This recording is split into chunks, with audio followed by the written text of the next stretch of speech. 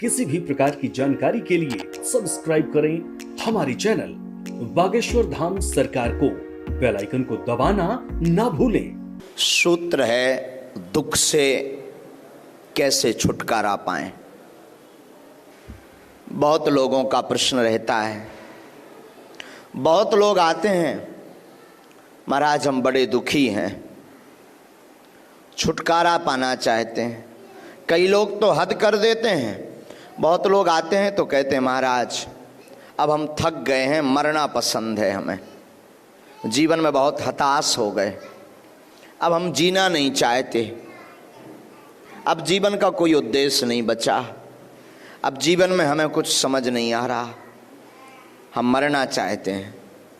ऐसा बहुत लोग कहते हैं, क्वेश्चन करते हैं। क्या आपको लगता है कि आप मरना चाह रहे हैं?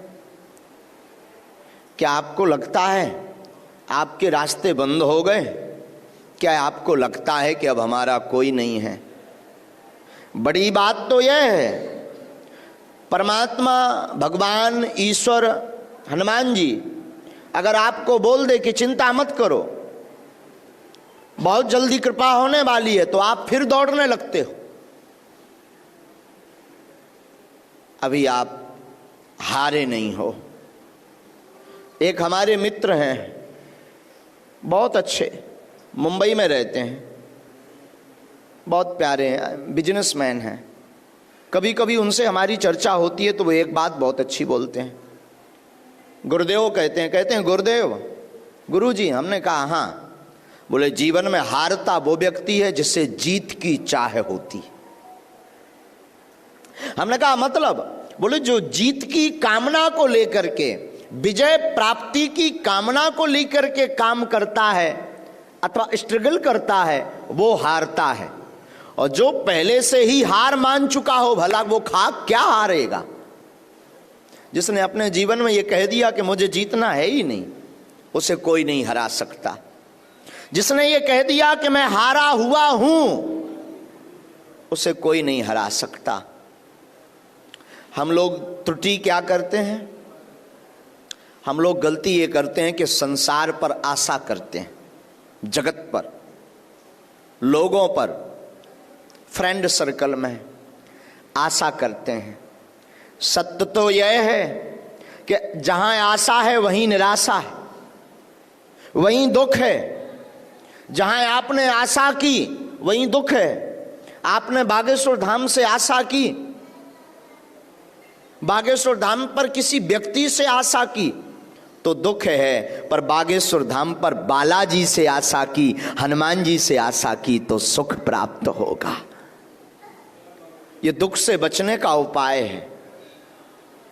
आशा एक राम जी से, बाकी आशा छोड़ दे। नाता एक राम जी का, दूजा नाता तोड़ दे। आशा अगर जीवन में रखनी है तो केवल राम जी से रखो, भगवान से रखो। तो बहुत लोगों का प्रश्न है महाराज दुखी रहते हैं, क्या उपाय? बढ़िया उपाय तो यही है कि सुखी होने के लिए मत घूमो, प्रसन्न होने के लिए मत घूमो। सबसे बढ़िया उपाय यह है, उत्तम उपाय यह है कि आप हमेशा ये विचार करो, हमें जो भी अपने जीवन में मिल रहा ईश्वर की कृपा से मिल रहा, और ईश्वर की कृपा का प्रसाद मानते हुए अगर पाएंगे, दुख को सुख को लेंगे, तो आप कभी दुखी नहीं रह सकते। दुख से बचने का यही उपाय है। आप लोग सोचो कि महाराज शायद कोई मंत्र बताएंगे दुख से बचने का। मंत्र तो दे देंगे, उपाय भी दे देंगे, टोटका भी दे देंगे, पर आप उसे संभाल नहीं पाओगे। पूछो कैसे? हमने उपाय बता दिया, आप मंत्र का जाप करो, समस्या का समाधान होगा। तो आप एक समस्या का समाधान तो कर लोगे, पर 3 खड़ी कर लोगे। जैसे उदाहरण, आपकी समस्या है मकान, मकान नहीं बन रहा, आप बड़े दुखी हैं, आप आए दरबार में, आपने जिज्ञासा की, आपने प्रश्न किया, आपने अर्जी लगाई, धोखे से आपको मंत्र मिल भी गया, उस मंत्र ने चमत्कार भी कर दिया, जाओ चिंता मत करो, मकान बन जाएगा। आपने मंत्र प्राप्त करते ही मंत्र का जप प्रारंभ कर दिया, लेकिन मकान बन गया, परंतु आपने 3 समस्याएं खड़ी कर ली। अब मकान का मेंटेनेंस कैसे चलेगा, मकान में एसी कैसे लगेगी, मकान के बाहर बड़ी बड़ी महंगी महंगी कारें कैसे आ पाएंगी। ये 3 समस्याएं आपने खड़ी कर ली। धोखे से वो मंत्र आपने और प्रयोग किया, आपका बिजनेस चलने लगा, मकान का में एसी भी लग गया, मकान के बाहर बड़ी बड़ी महंगी महंगी कारें भी खड़ी हो गई, लेकिन तब तक बींडनी नहीं आई, ब्याह नहीं हुआ, शादी नहीं हो रही। तब और परेशान, तब और झंझट में फंसे। फिर एक और टेंशन आ गई, अब शादी हो जानी चाहिए। शायद शादी भी हो गई तो फिर बच्चे, अब बच्चे नहीं हो रहे, अधूरे कच्चे क्या करेंगे, तो फिर एक और टेंशन। तो प्रतिदिन आपकी समस्या चलती रहेगी, दुख आपका अनवरत चलता रहेगा।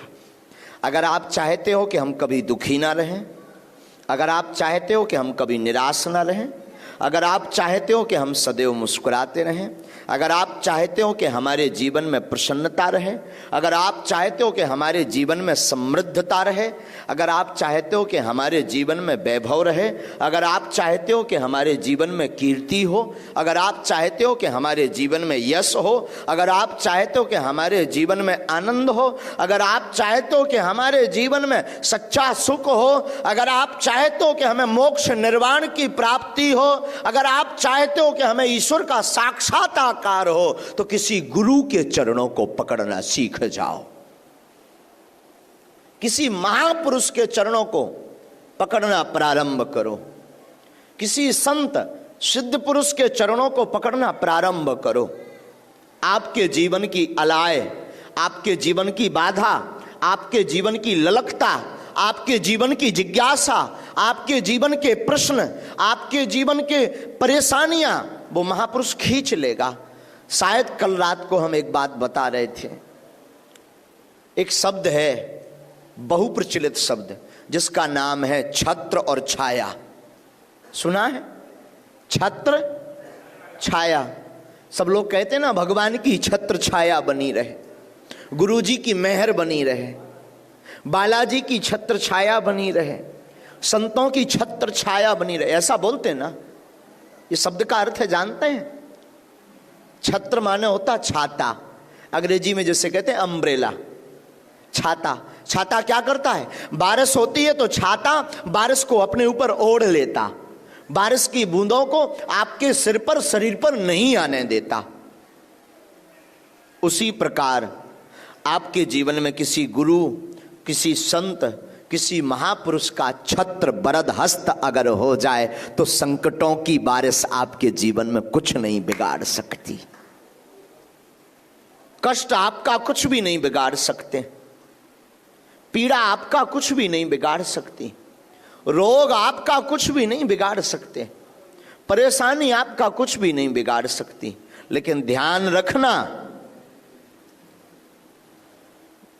एक ही साध हैं सब सध हैं, सब साध हैं सब जाएं।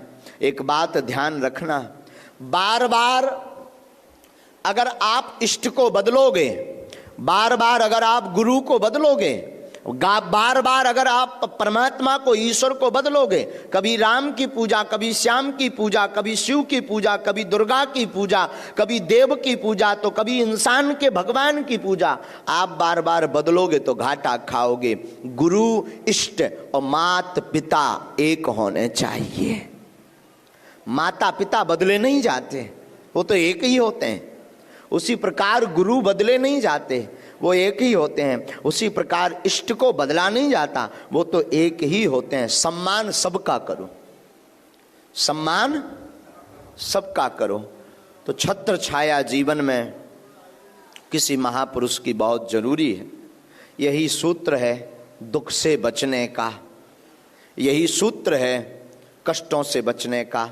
दुख से बचने का सूत्र यही है कि आप जीवन में आशा रखो तो केवल भगवान से रखो, ईश्वर से रखो, राम जी से रखो, हनुमान जी से रखो, बाकी जगत में किसी से आशा मत रखो।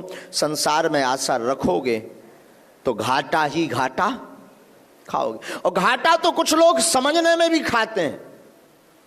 एक बार एक व्यक्ति हमें मिला तो बोला, गुरुजी हम 35 वर्ष से गीता का उपदेश सुन रहे हैं। हमने कहा क्या बात है, बहुत अच्छा। बोले गुरुजी 35 साल से गीता की बात सुन रहे हैं, एक एक बात। हमने कहा वाह बहुत अच्छा। उसने तो हद कर दी, बोले महाराज मैं 35 वर्ष से गीता की उंगलियों के इशारे पर चल रहा हूं। हमने कहा ओ हो, हमें लगा शायद ये श्रीमद् भगवत गीता की बात कर रहा। हमने कहा भाई साहब हद ये बात है कि तुम सुधरे क्यों नहीं हो, जब 35 साल से गीता का उपदेश सुन रहे, 35 साल से गीता पर चल रहे, फिर भी सुधरे क्यों नहीं। तो धीरे से कहता है, दरअसल गुरुजी गीता मेरी घरवाली का नाम है, मेरी पत्नी का नाम है, मेरी वाइफ का नाम है। हमने कहा जय हो, फिर तो अच्छा है। हमने कहा डंडा भी खाओ फिर तो गीता से, और क्या बताएं। तो ऐसे लोगों का उद्धार नहीं होने वाला। हमें लगा शायद ये श्रीमद् भगवत गीता की चर्चा कर रहा, हमें लगा बड़ा विद्वान आदमी है, हमें लगा बड़ा बुद्धिमान आदमी, हमें लगा भक्त भी लग रहा। और उसने तो हद कर दी, उसने तो हद कर दी। हद करके कहता है कि मैं तो पत्नी का नाम गीता रखे हुए। तो केवल नाम रखने से काम नहीं चलना है, नाम में कुछ असर हो। उसी प्रकार जगत के प्रपंचों में देखो, संसार का नाम ही है दुखालय। इस संसार में तुम्हें दुख ही दुख मिलना है। सुख की अगर चाह है, आनंद की अगर चाह है, तो गांठ बांध लो, बालाजी की शरणागति ले लो। आज नहीं तो कल स्वभाववश आपको प्रसन्नता मिलेगी, आज नहीं तो कल स्वभाववश आपको सुख मिलेगा। ये था दुख से बचने का सूत्र।